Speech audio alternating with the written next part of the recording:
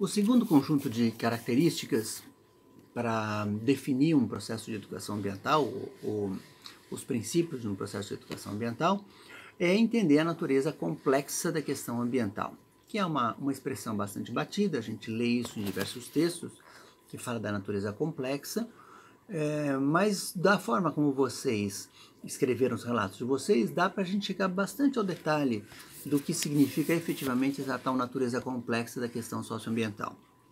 A primeira dimensão, e elas são todas interligadas, isso que é a sacada da dimensão da complexidade, não é que a dimensão ambiental tem muitas partes, não é só isso, é que essas partes estão ligadas umas às outras. Essa é a grande questão, essa é a diferença.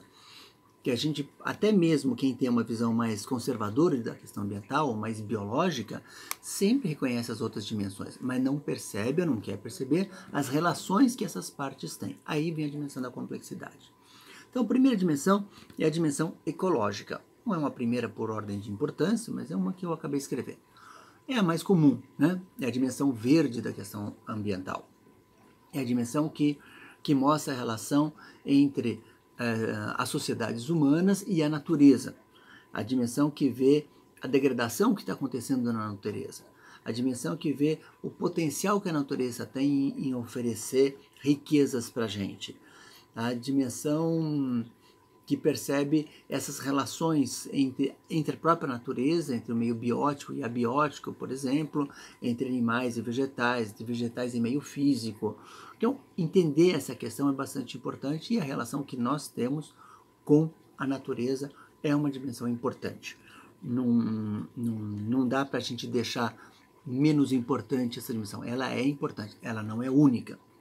A segunda dimensão poderia ser chamada de dimensão econômica. É aquela, que eu não estou falando de mercado, né?